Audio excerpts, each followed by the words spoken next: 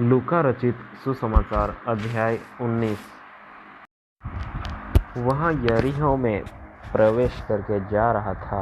वहाँ जक्कई नामक एक मनुष्य था जो चुंगी लेने वालों का सरदार था और धनी था।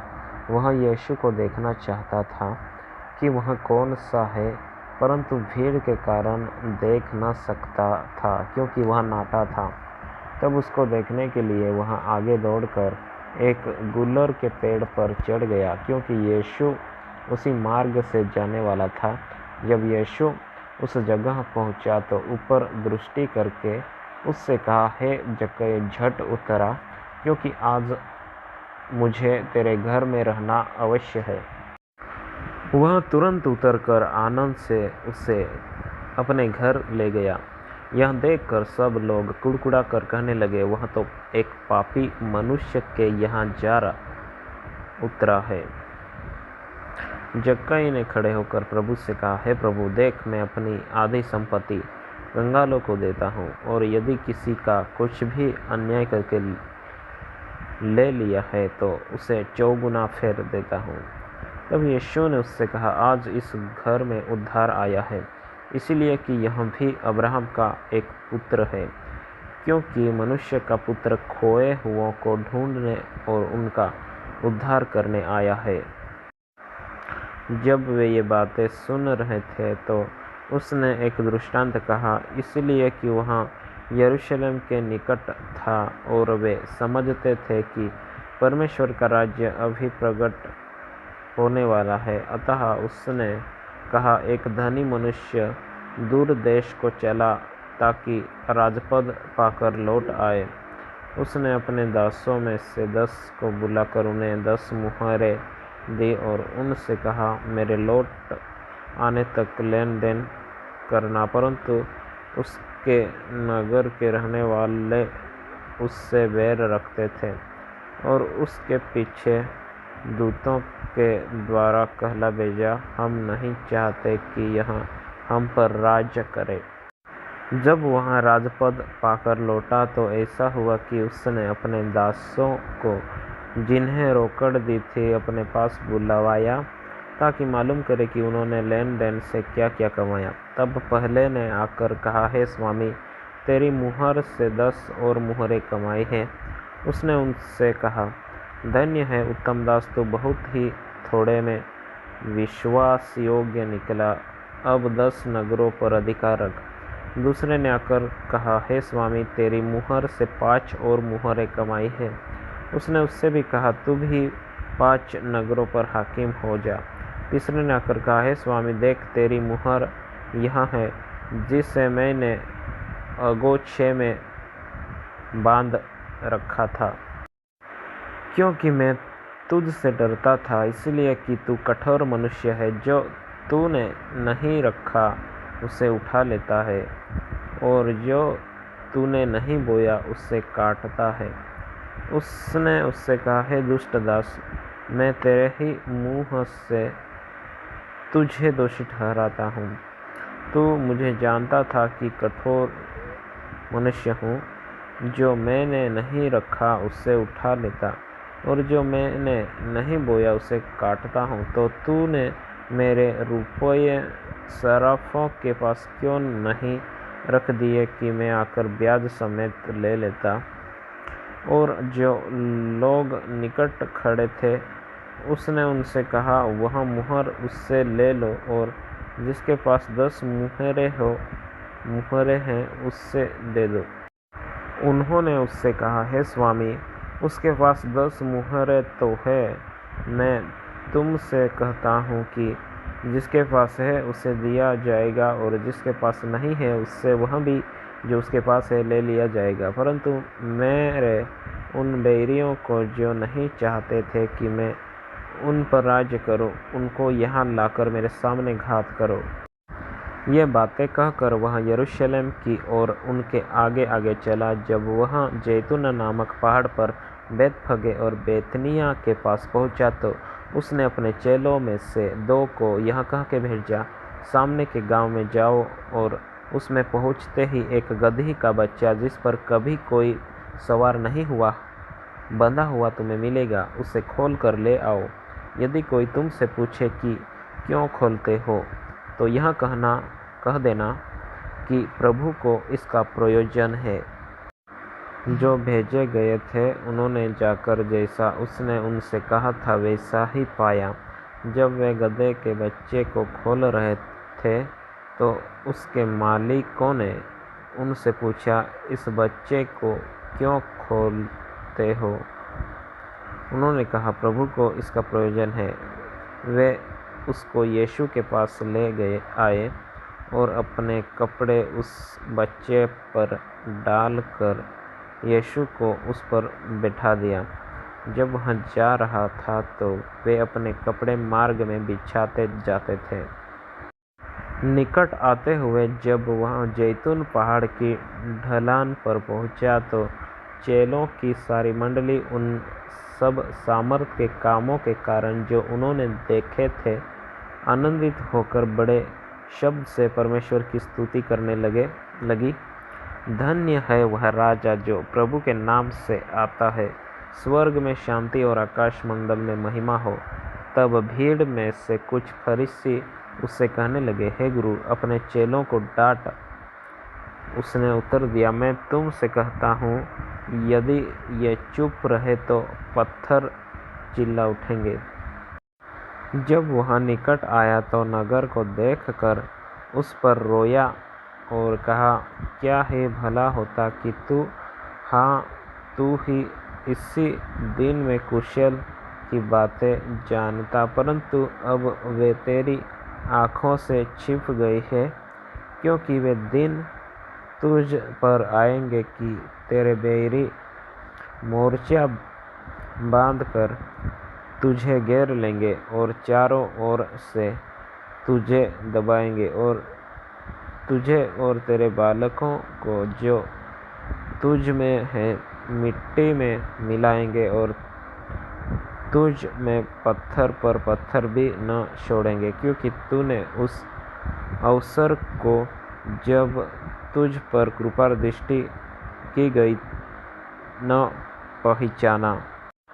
तब वह मंदिर में जाकर बेचने वालों को बाहर निकालने लगा और उनसे कहा, लिखा है, मेरा घर प्रार्थना का घर होगा, परंतु तुमने उसे डाकुओं की खोह बना दिया है। वह प्रतिदिन मंदिर में उपदेश करता था और प्रधान याजक और शास्त्री और लोगों के प्रमुख उसे नष्ट करने का अवसर ढूंढते थे, परंतु कोई उपाय न निकाल सके कि यह किस प्रकार करे, क्योंकि यह सब लोग बड़ी चाह से उसकी सुनते थे। अध्याय 20। एक दिन ऐसा हुआ कि जब वह मंदिर में लोगों को उपदेश दे रहा और सुसमाचार सुना रहा था, तो प्रधान याजक और शास्त्री पुरनियों के साथ पास आकर खड़े हुए और कहने लगे, हमें बता, तू इन कामों को किस अधिकार से करता है, और वह कौन है जिसने तुझे यह अधिकार दिया है? उसने उनको उत्तर दिया, मैं भी तुमसे एक बात पूछता हूँ, मुझे बताओ, यूहन्ना का बपतिस्मा स्वर्ग की ओर से था या मनुष्यों की ओर से था? तब वे आपस में कहने लगे, यदि हम कहें स्वर्ग की ओर से तो वह कहेगा, फिर तुमने उसकी प्रतीति क्यों न की? और यदि हम कहें मनुष्य की ओर से तो सब लोग हम पर पथराव करेंगे, क्योंकि वे सचमुच जानते हैं कि यूहन्ना भविष्यद्वक्ता था। अतः उन्होंने उत्तर दिया, हम नहीं जानते कि वह किसकी ओर से था। यीशु ने उनसे कहा, तो मैं भी तुमको नहीं बताता कि मैं ये काम किस अधिकार से करता हूँ। तब वह लोगों से यह दृष्टांत कहने लगा, किसी मनुष्य ने दाख की बारी लगाई और किसानों को उसका ठेका दे दिया और बहुत दिनों के लिए परदेश चला गया। जब समय आया तो उसने किसानों के पास एक दास को भेजा कि वे दाख की बारी के कुछ फलों का भाग उससे दे, पर किसानों ने उसे पीटकर छूछे हाथ लौटा दिया। फिर उसने एक और दास को भेजा और उन्होंने उसे भी पीटकर और उसका अपमान करके छूछे हाथ लौटा दिया। फिर उसने तीसरा भेजा और उन्होंने उससे भी घायल करके निकाल दिया। तब दाख की बारी के स्वामी ने कहा, मैं क्या करूं?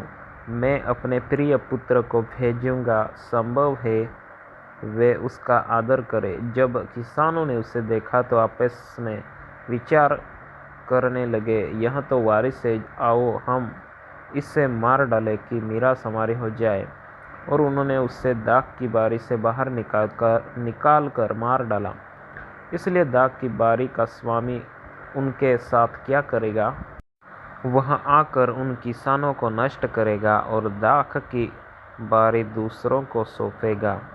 यह सुनकर उन्होंने कहा, परमेश्वर करे ऐसा न हो। उसने उनकी ओर देखकर कहा, फिर यहाँ क्या लिखा है? जिस पत्थर को राजमिस्त्रियों ने निकम्मा ठहराया था, वही कोने का सिरा हो गया। जो कोई उस पत्थर पर गिरेगा वह चकनाचूर हो जाएगा, और जिस पर वह गिरेगा उसको पीस डालेगा। उसी घड़ी शास्त्रियों और प्रधान याजकों ने उसे पकड़ना चाहा, क्योंकि वे समझ गए थे कि उसने हम पर यह दृष्टांत कहा। परंतु वे लोगों से डरे और वे उसकी ताक में लगे और भेजे कि धर्म का भेष धरकर उसकी कोई न कोई बात पकड़े, ताकि उसे हाकिम के हाथ और अधिकार में सौंप दे। उन्होंने उससे यह पूछा, हे गुरु, हम जानते हैं कि तू ठीक कहता और सिखाता भी है और किसी का पक्षपात नहीं करता, वरन परमेश्वर का मार्ग सच्चाई से बताता है। क्या हमें कैसर को कर देना उचित है या नहीं? उसने उनकी चतुराई को ताड़कर उनसे कहा, एक दिनार मुझे दिखाओ, इस पर किसकी छाप और नाम है? उन्होंने कहा, कैसर का। उसने उनसे कहा, तो जो कैसर का है वह कैसर को दो, और जो परमेश्वर का है वह परमेश्वर को दो। वे लोगों के सामने इस बात में उससे पकड़ न सके, वरन उसके उत्तर से अचंभित होकर चुप रह गए। फिर सदुकी, जो कहते हैं कि मरे हुओं का जी उठना है ही नहीं, उनमें से कुछ ने उसके पास आकर पूछा, हे गुरु, मूसा ने हमारे लिए यह लिखा है, यदि किसी का भाई अपनी पत्नी के रहते हुए बिना संतान मर जाए तो उसका भाई उसकी पत्नी से विवाह कर ले और अपने भाई के लिए वंश उत्पन्न करे। 7 भाई थे। पहला भाई विवाह करके बिना संतान मर गया, फिर दूसरे और तीसरे ने भी उस स्त्री से विवाह कर लिया। इसी रीति से 7 बिना संतान मर गए। अंत में वह स्त्री भी मर गई। इसलिए जी उठने पर वह उनमें से किसकी पत्नी होगी, क्योंकि वह 7 की पत्नी हो चुकी थी। यीशु ने उनसे कहा, इस युग की संतानों में तो विवाह होता है, पर जो लोग इस योग्य ठहरेंगे कि उस युग को और मरे हुओं में से जी उठने को प्राप्त करें, वे न विवाह करेंगे और न विवाह में दिए जाएंगे। वे फिर मरने के भी नहीं, क्योंकि वे स्वर्गदूतों के समान होंगे और पुनरुत्थान की संतान होने से परमेश्वर की भी संतान होंगे। परंतु इस बात को कि मरे हुए जी उठते हैं, मूसा ने भी झाड़ी की कथा में प्रकट की है कि वह प्रभु को अब्राहम का परमेश्वर और इसहाक का परमेश्वर और याकूब का परमेश्वर कहता है। परमेश्वर तो मुर्दों का नहीं परंतु जीवितों का परमेश्वर है, क्योंकि उसके निकट सब जीवित है। तब यह सुनकर शास्त्रियों में से कुछ ने यह कहा, हे गुरु, तूने अच्छा कहा। और उन्हें फिर उससे कुछ और पूछने का हियाव न हुआ। फिर उसने उनसे पूछा, मसीह को दाऊद की संतान कैसे कहते हैं? दाऊद आप भजन संहिता की पुस्तक में कहता है, प्रभु ने मेरे प्रभु से कहा, मेरे दाहिने बैठ, जब तक कि मैं तेरे बैरियों को तेरे पाँवों के तले न कर दूं। दाऊद तो उसे प्रभु कहता है, तो फिर वहाँ उसकी संतान कैसे ठहरा? जब सब लोग सुन रहे थे तो उसने अपने चेलों से कहा, शास्त्रियों से चौकस रहो, जिनको लंबे लंबे वस्त्र पहने हुए फिरना अच्छा लगता है और जिन्हें बाजारों में नमस्कार और आराधनालयों में मुख्य आसन और भोज में मुख्य स्थान प्रिय लगते हैं। वे विधवाओं के घर खा जाते हैं और दिखाने के लिए बड़ी देर तक प्रार्थना करते रहते हैं। ये बहुत ही दंड पाएंगे। आमीन।